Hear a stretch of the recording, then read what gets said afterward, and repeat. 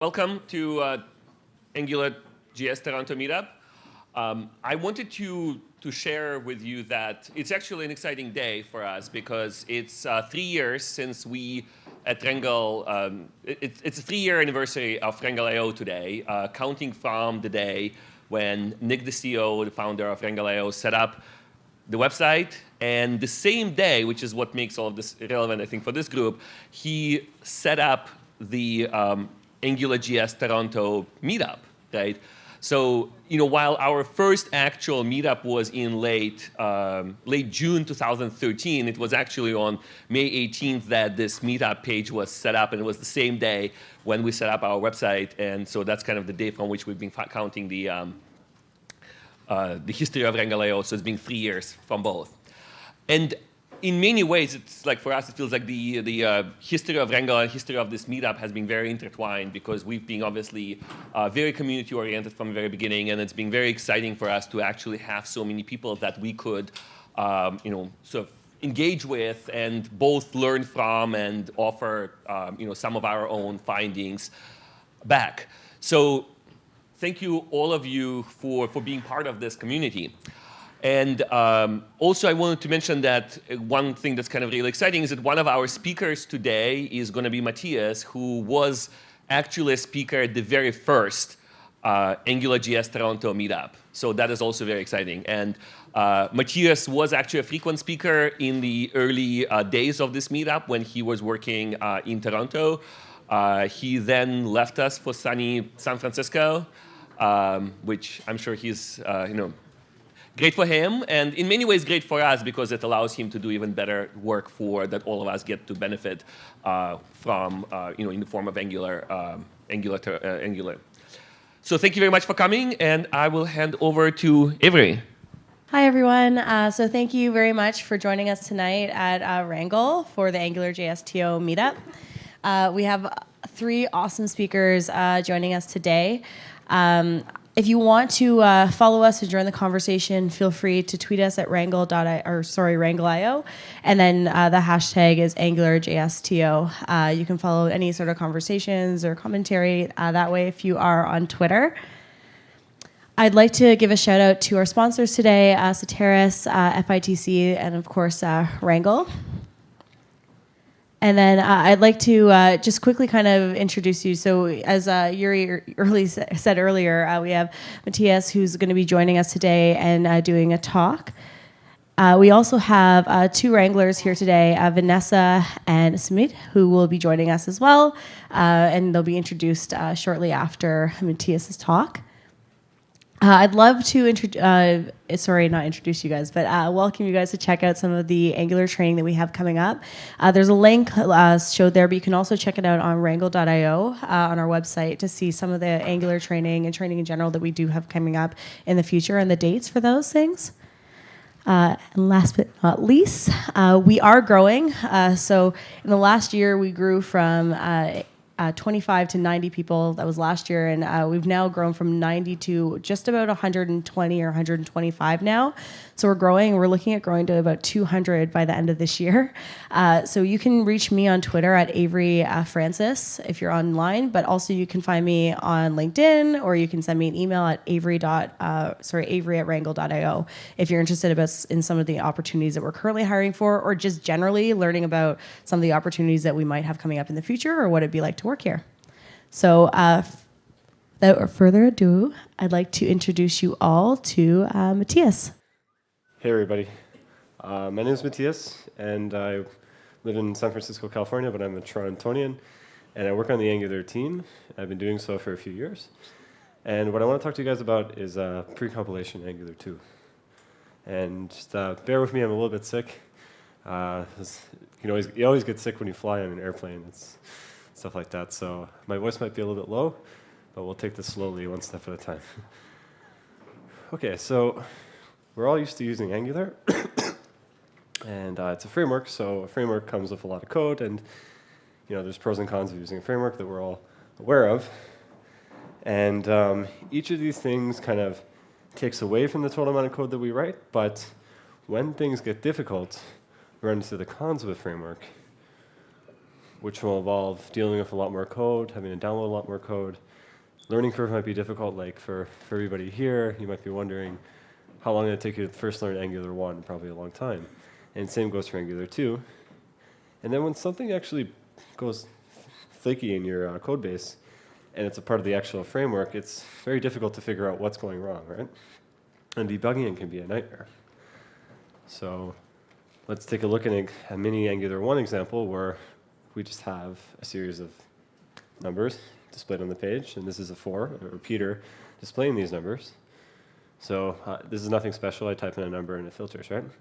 So if we take a look at the code right here, everything is handled through the framework. All of this code right here is handled within the framework, and we have to download the entire application, and all of the stuff with the bindings that update parts of the page happen through the framework. And it gets to be a little bit difficult because if any of those things go wrong or something breaks or you have to debug it, it's not your code and it's hard to figure it out. So let's, for example, this is the code for that particular page. Let's break this repeater in Angular 1, and now we'll see that there's an error that shows up, and there's a gigantic call stack. And notice how there's nothing in our code that's actually telling us that our repeater broke it. And the reason why this happens is because JavaScript isn't a strict language. We don't really know when we're using the wrong type because the language doesn't tell us that. And this is a user error, and Angular offers are just like, well, have unit tests that cover this, make sure you're doing it the correct way. But I think the biggest downside right here is I don't know how to figure this out. I have to go here and look at this code. Does anyone understand this code? Okay, let's look at this call stack number. No, this doesn't make any sense. It gets to be very difficult. If I were to catch the exceptions, maybe I could catch it live as it happens. So here it is, and I have to go through this gigantic call stack of code to figure out what happened. And not only is this confusing, but it's also very inefficient because just the way that frameworks are written, there's a lot of abstraction and there's a lot of indirection between parts of the framework.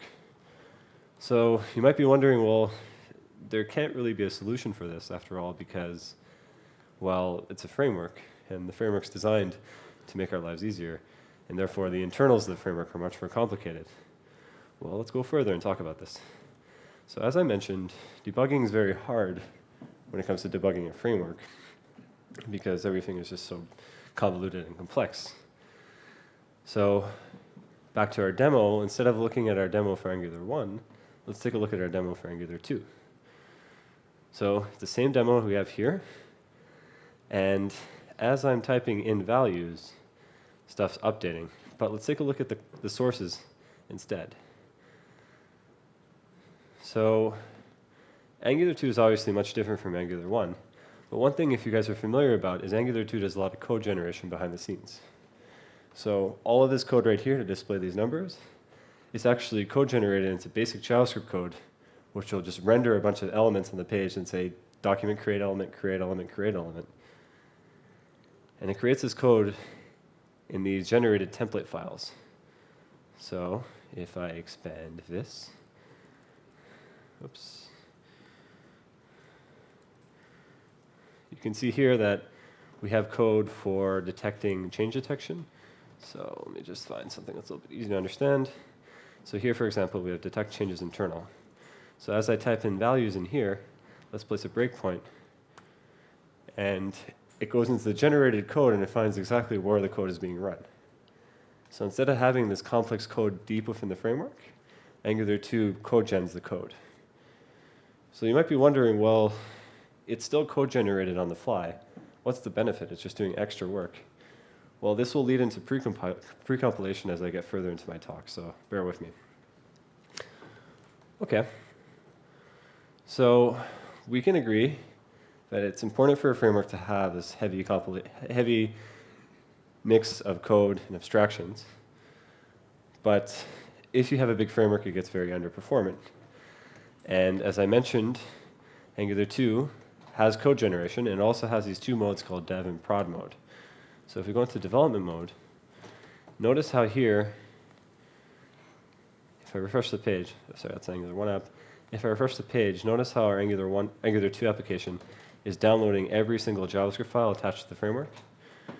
So this is the first thing that comes to getting pre-compilation to work. Let's change this, and let's enable prod mode. And I have a pretty complicated setup to make this demo work. I have to run a couple of commands, because the pre-compilation code, I'm running it from the Angular master repo. So now, let's see. Okay. Sorry, it's still hanging up on here. Okay. Whoops.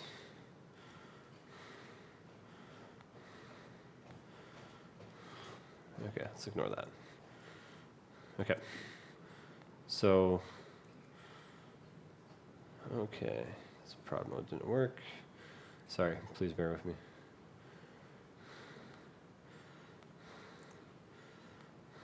Okay, so this code is still downloading the production mode code.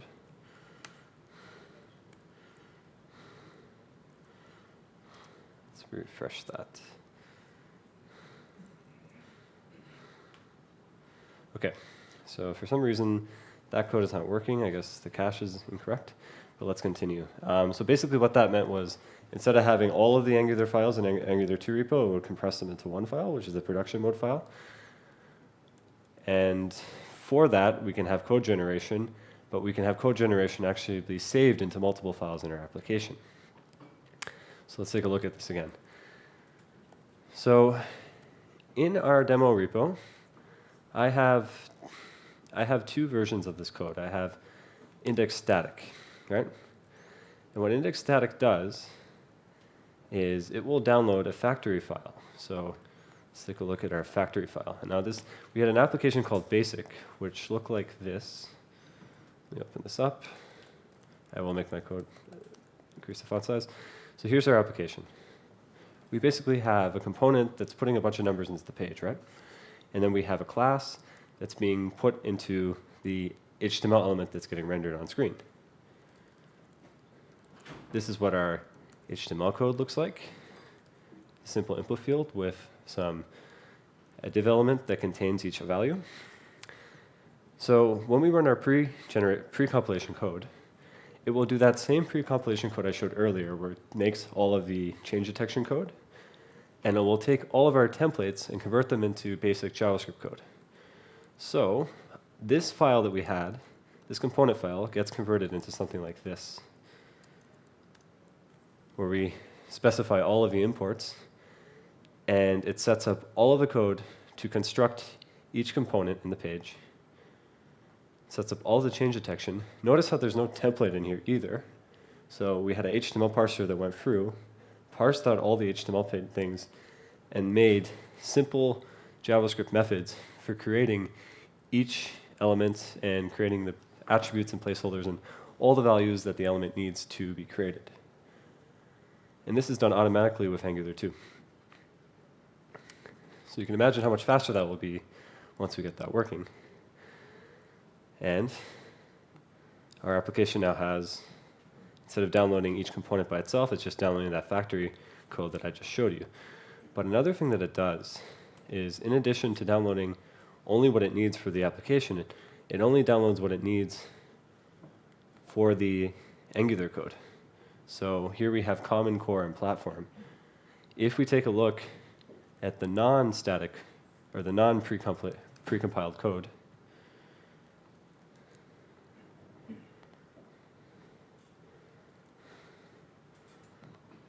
our non-precompiled code contains all the other bits that we don't need. So in this case, we have common compiler. So compiler wasn't a part of our other pre-generated code. Because if you think about it, the compiler is the thing that figures out all the HTML code and figures out how to build the application. That's not a part of the pre-generated code. So effectively, you stripped out half of the framework just by running the pre-compilation code when you package your application. So, as I mentioned, the HTML parser, the CSS parser, all the other parsers are really important because they're able to understand the context of the entire application ahead of time and then produce this packaged website for you. And this code is in master, and it does work through master. It's just a little bit complex. As you saw, I had a complex setup to get this to work. But it will be a part of the Angular CLI. So if anyone's familiar with the Angular CLI, you can scaffold an Angular app very quickly, and there'll be a command to package it, which will run the pre-compilation code. And finally, another thing I wanted to add to this was we actually have support for closure and broadly compression. It's a proof of concept. So one of my teammates from Google put together a proof of concept with this where he used the closure compiler with pre-compilation. And he was able to reduce the payload size of the application by 75%.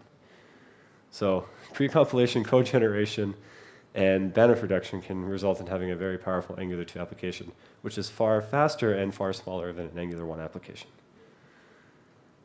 But that was a short talk, and that's all I have for now. But thank you guys for listening to that.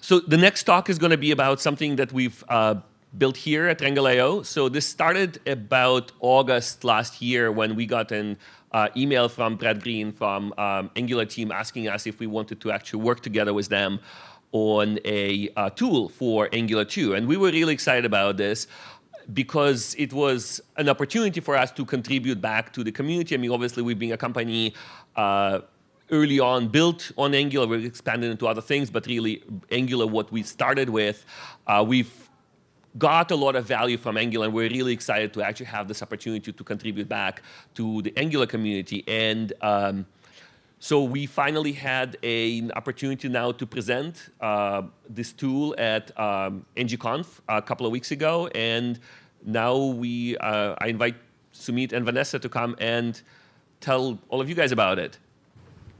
Hi, everyone. So my name is Vanessa, and this is Sumit. And we both work here, and today we're going to talk about Augury.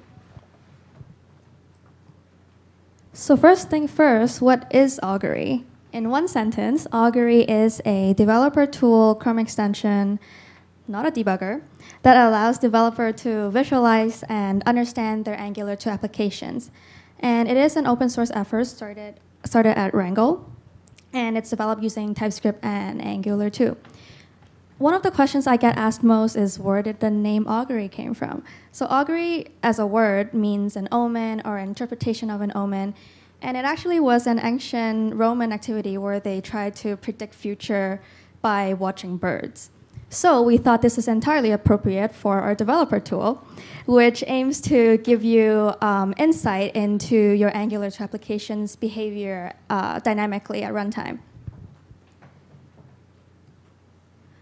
So the official work on Augury began fall last year, and we first demoed it at Angular Connect 2015.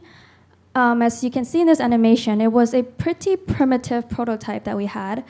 But nevertheless, it was a proof of concept to show that what was possible and what kind of information we could get from the Angular API.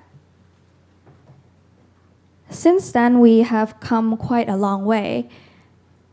We did several major iterations based on the feedback we got from internal usability testing as well as external feedback from the community. And as you can see, the UI is a lot more polished, a lot more in line with the rest of the Chrome DevTool.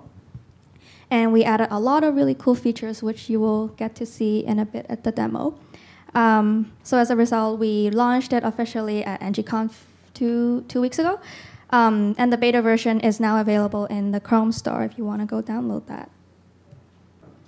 Now back to when I said Augury is not just a debugger. So as you know, the complexity of front-end applications are growing every day, and as the app gets more and more complex, there are all these layers and layers of abstraction, information, and it could be really hard to keep everything in your head. So Augury aims to make your life a little bit better by allowing you to understand your application's dynamic behavior and what's really going on under the hood. It does so by giving you visualizations of stuff like component relationship, dependency hierarchy, change transactions. You know what, I'm not going to go through the entire list. But the idea is that by understanding how all these elements tie together, you as a developer will make better and more optimized applications. So with all that talk of what Augury can do, I think we're ready for a demo. So I'm going to do a demo on the Augury. So Augury is available at the Chrome store right now. And what you can do is just go to the Chrome store, search for the Augury, and install it. Okay, so once it's installed, what you will see is basically a small icon on the right-hand side which says Augury is installed. Now, the only thing what you have to do is open your Angular 2 applications. Any Angular 2 application would work with Augury. You don't need to do any configurations for that. So what I will do is basically I have already created a demo application to show you that. So let's open. So once you open the Chrome DevTools, you will see another tab which says Augury over here. Once you click on that, so what you see over here is basically the component hierarchy. As we know, the Angular 2 applications consist of components, and components are nested. Like in this case, basically kitchen sink is our main component or the app, which consists of all the different components over here. Now the basic feature that you see is, so like let me go through all the features of the Augury one by one. So first and foremost, the feature that you see is the rollovers that we have over here. So you can roll over each of the components over here, and it will show you on the web page where your element, basically where your component is. And you can click on each of these to get more insights about all the properties, input, output, state, dependencies, and children of that particular component. Now in this case, I'm seeing all the properties of ng class. Now I have basically the AIDs, which Augury ID. Active is basically that my class. Right now I have selected home over here, and I'm basically on the home, so that's why it's active. If I select, say, a demo, it's not active because I haven't selected that one. The next properties is the state, which basically shows you all the class properties. I will get into more detail on that in a bit. The dependencies are basically what your component is dependent on. So we know that Angular components can contain different directives and dependencies. So these are those, and the children are basically the nested components. Now, I will go through one by one each of those features. So let's just start with basically the inputs. So I have a component over here for just showing that. So if I click on the counter example, so basically now in this example, the counter component I have selected has the state count, which is basically a variable. So the inputs and outputs, so each component has inputs and outputs, right? And in this scenario, my component only has one input, that's count, so which is shown in the state over here. To give you more idea of that, let me go through the source code of the component, and which you can directly go through the Augury. So here you see I have a component which has a count variable, which is shown in the Augury to you.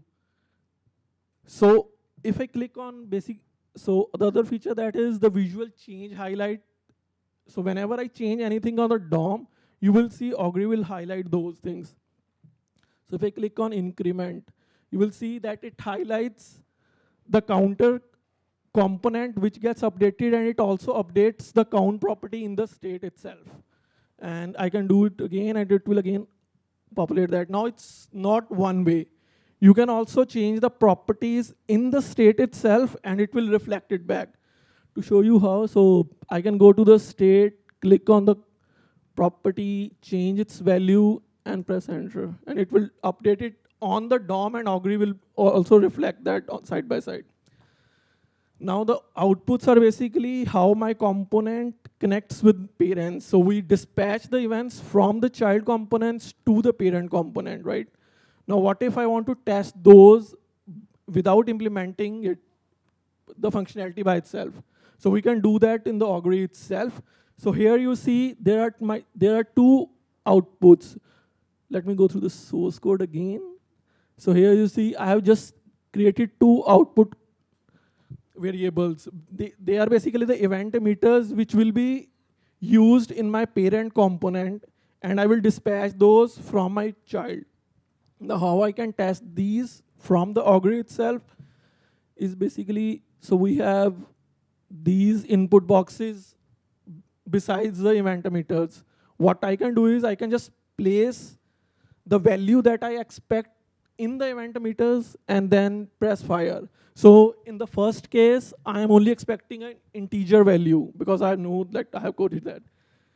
So if I write any integer value and press fire, what it will do is it will update it over here. And you'll see that the value gets updated on the DOM itself. Now it didn't updated the state of the child. Why is that so?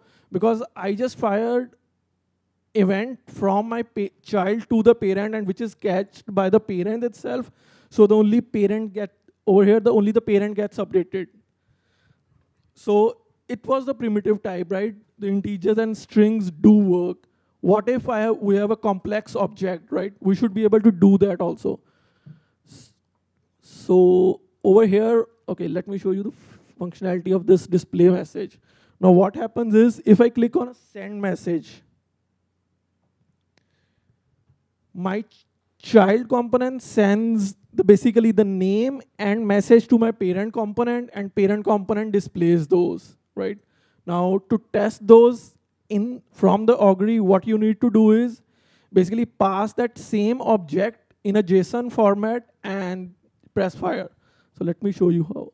So I will write the name, then the message over here, and press fire. See? It gets updated in the DOM again itself. So you just need to pass the correct values in a JSON format, and Augury will update those. The other interesting feature is the dependencies links. So you see the dependencies panel over here. So we write components and we write services, right? So services are basically the dependencies that my component is making use of. So the dependencies panel shows you that. Now in this scenario, so this is basically a to-do app, right? I can just type any to-do and add, and it will reflect it on the UI. Now how it's hooked up is basically, I have 2 different components, to-do app and to-do list. Both of them are making use of to-do service. So if I select a to-do input, you will see I'm injecting to-do service in here, which you see in the dependencies panel. Now I can click on the to-do service and see what other components are making use of that particular service. So in this scenario, it shows that to-do service is being used in to-do list as well as the to-do app. I can now click on to-do list, and it will show you, so the panel updated to show me the dependencies which only the to-do list is using. Now in this scenario, to-do list is only using one service, which is to-do service. So over here, I have 3 different components basically. One is using change detection default, and another one is using push. So I can select those particular components and see what change detection strategy they are using. So in this scenario, it's default. In the other scenario, it's push. And it will show me that. The other interesting feature that we have is basically the $A over here. Augury does show you most of the properties, but what if you want to see more details about the component internally? So what you can do is, you can click on a particular component, go to console and just type $A. So what it will show you is basically all the properties that Angular stores for that particular component. And you can just go inside that in detail, whatever you want to see. Yeah, the router link and all the properties of the router link are stored in the component instance which we are displaying. The next feature is the injector graph. So for that, let me go to the DI tree. Now, so before I proceed, so how many of you know about the dependency injection in Angular 2? Okay, yeah. So how dependency injection, so let me give you a brief idea. How dependency injection work is, I can create the services at parent level, and when I try to reference those from my child component, they will get childs will not create new instance of those services, but will refer that. Let me show you the example for that. So we have a injector graph over here. Now you see I have selected the router link component. Now router link component is referencing the two services, basically the injectors, router and location, which are not created by the component itself. They are injected. So what we do is whenever we create mostly the Angular, basically the app, we inject router directives. So what it does is it creates the instance of router and location at the application level. So the router link that I'm using inside my app are referencing those in the kitchen sink app. Another example okay. Now, this is a more elaborate example. Now what I have done is, in this scenario, I've created 3 different services, service 1, 3, and service 4. All the 3 are being initialized at 3 different levels.